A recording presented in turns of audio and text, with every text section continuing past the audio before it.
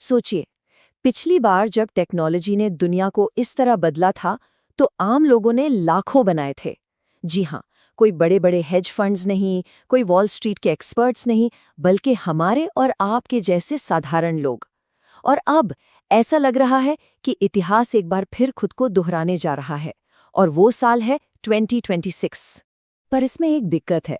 ज्यादातर लोग इतने बड़े मौकों को तब पहचान पाते हैं जब वो मौका हाथ से निकल चुका होता है। बाद में बस एक ही ख्याल आता है, काश काश मैंने उस वक्त वो फैसला ले लिया होता। तो आज हम इसी काश को कैसे में बदलने की कोशिश करेंगे। देखिए, अगर हम इतिहास को ध्यान से देखें तो उसमें एक पैटर्न छिपा है। एक ऐसा पैटर्न जिसे अगर समझ लिया जाए तो वो अरबों डॉलर का है। जब भी कोई नई टेक्नोलॉजी आती है और दुनिया को बदलने लगती है, तो जो लोग उस लहर को सबसे पहले पकड़ लेते हैं, वो कमाल की दौलत बनाते हैं। आइए जरा इस पैटर्न को थोड़ा और करीब से समझते हैं। चलिए थोड़ा पीछे चलते हैं, 90 के दशक में। इंटरनेट एक बिल्कुल नई, थोड़ी अजीब सी चीज थी, है ना? लेकिन जिन लोगों ने डेल और सिस्को जैसी कंपनियों में भविष्य देख लिया, उन्हें हजारों % का रिटर्न मिला। फिर आया 2000 का दशक और सोशल मीडिया का दौर। फेसबुक को तो शुरू में लोगों ने एक कॉलेज प्रोजेक्ट, एक खिलौना ही समझा था। पर जिन्होंने इसके विजन पर भरोसा किया, चाहे वो निवेशक हों या एम्प्लॉई, उन्होंने सचमुच अपनी किस्मत बदल दी। तो यहाँ हमें दो तरह के लोग बिल्कुल साफ दिखाई देते हैं।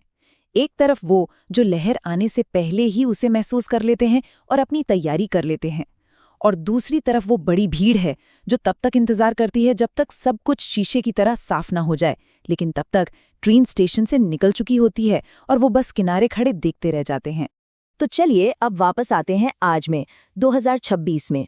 आज हम जिस बदलाव के मुहाने पर खड़े हैं, वो 90 के दशक के इंटरनेट या 2000 के सोशल मीडिया से भी कहीं ज्यादा बड़ा और कई गुना ज्यादा तेज है।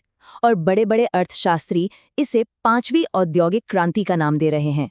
तो सवाल ये उठता है कि आखिर ये 5वीं औद्योगिक क्रांति है क्या? देखिए, ये सिर्फ एआई के बारे में नहीं है। ये एआई और ऑटोमेशन का एक बहुत शक्तिशाली कॉम्बिनेशन है, जो एक बिल्कुल नई डिजिटल नींव पर बन रहा है। इस नींव में डेटा सेंटर्स, एडवांस चिप्स और क्लाउड कंप्यूटिंग जैसी चीजें शामिल हैं। और अगर आपको इस क्रांति की रफ्तार का अंदाजा लगाना है, तो जरा ये नंबर्स देखिए। ये दिमाग घुमा देने वाले हैं। नेटफ्लिक्स को 1 मिलियन यूजर्स तक पहुंचने में 3.5 साल लगे थे। फेसबुक को 10 महीने लगे, जो काफी तेज था। लेकिन चैट जीपीटी, यकीन मानिए, सिर्फ 5 दिन। ऐसी स्पीड इतिहास में पहले कभी नहीं देखी गई। और जहां इतनी स्पीड है, वहां पैसा भी जबरदस्त है। मैकेंजी का अनुमान है कि एआई और ऑटोमेशन मिलकर ग्लोबल इकोनॉमी में हर साल, जी हां हर साल, लगभग 7.9 ट्रिलियन डॉलर्स की नई वैल्यू जोड़ सकते हैं। ये नंबर इतना बड़ा है कि आप समझिए, जापान जैसे देश की पूरी जीडीपी से भी ज्यादा हर साल। अब इस जबरदस्त स्पीड का एक मतलब भी है, और वो ये कि एक्शन लेने के लिए मौके की खिड़की बहुत तेजी से बंद हो रही है। पिछली क्रांतियों में लोगों को सोचने, समझने और तैयारी करने के लिए सालों मिल जाते थे। इस बार महीने भी ज्यादा लग सकते हैं। ये चार्ट देखिए, ये सब कुछ साफ कर देता है। 2026 की शुरुआत तक अमेरिका के 56% बिजनेस एआई को अपना चुके हैं। इसका मतलब आधे से ज्यादा लोग तो गेम में आ चुके हैं। लेकिन जो असली कहानी है, वो उस बाकी के 44% में है। यही वो अपॉर्चुनिटी गैप है, यही वो खिड़की है जिसके बारे में हम बात कर रहे हैं। और हाँ, यहाँ एक डेडलाइन भी है। लगभग सारे एक्सपर्ट्स एक बात पर सहमत हैं, 2030 तक अर्ली मूवर होने का, यानी सबसे पहले कदम उठाने का फायदा लगभग खत्म हो जाएगा। क्यों? क्योंकि तब तक एआई हर जगह होगा, बिल्कुल आम। यानी जो करना है वो अगले कुछ सालों में ही करना है। तो ठीक है, मौका है, डेडलाइन भी है, पर करें क्या? इस मौके का फायदा उठाएं कैसे? देखिए, बात सिर्फ किसी एक एआई कंपनी का स्टॉक खरीदने की नहीं है। इस क्रांति से वेल्थ बनाने के 3 अलग-अलग पर एक दूसरे से जुड़े हुए रास्ते हैं, या कहिए 3 लेयर्स हैं। इन 3 लेयर्स को समझना बहुत आसान है। पहला है इंफ्रास्ट्रक्चर, मतलब वो नींव जिस पर ये पूरी क्रांति खड़ी है। दूसरा है बिजनेस, यानी एआई को इस्तेमाल करके कुछ नया बनाना या अपने बिजनेस को बेहतर बनाना। और तीसरा वो है करियर, मतलब एआई को अपने काम में इस्तेमाल करके आगे बढ़ना। चलिए पहली लेयर की बात करते हैं, इंफ्रास्ट्रक्चर। इसे समझने का सबसे अच्छा तरीका है गोल्ड रश वाली कहानी। उस दौर में सोना किसे मिलेगा ये कोई नहीं जानता था, पर एक बात पक्की थी, फावड़े सबको चाहिए थे। फावड़े बेचने वाला हमेशा फायदे में था। ठीक यही लॉजिक यहाँ एआई पर लगता है। चाहे कोई भी एआई ऐप टॉप पर पहुंचे, इन 4 सेक्टर्स की जरूरत हमेशा रहेगी। सेमीकंडक्टर्स यानी एआई के लिए chips, data centres, cloud computing और इन सबको बचाने के लिए साइबर सिक्योरिटी। अब आते हैं दूसरी लेयर पर, जो है बिजनेस।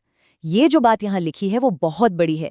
सोचिए, 80 से 90% कस्टमर सर्विस अब एआई संभाल रहा है, और वो भी बहुत कम लागत पर।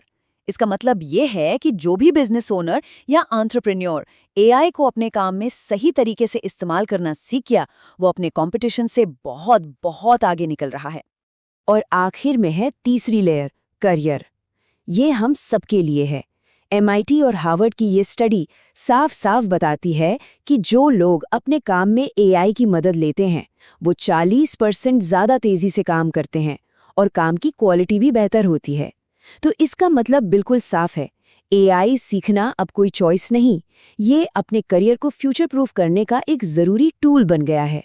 तो कुल मिलाकर हम आज कहाँ खड़े हैं? हम एक ऐतिहासिक मोड़ पर खड़े हैं। आज का ये पल बिल्कुल वैसा ही है जैसा 1994 में इंटरनेट के लिए खड़ा होना था। एक ऐसा पॉइंट जहां से भविष्य की दिशा तय होगी, और अब हमें तय करना है कि यहां से किस रास्ते पर जाना है। इस मौके पर मुझे एक कहानी याद आती है, एनी शाइबर की। वो एक आम सरकारी कर्मचारी थीं जिनकी सेविंग्स बस $5000 थीं। उन्होंने वो पैसे भविष्य की कंपनियों में लगाए और फिर सब्र से इंतजार किया।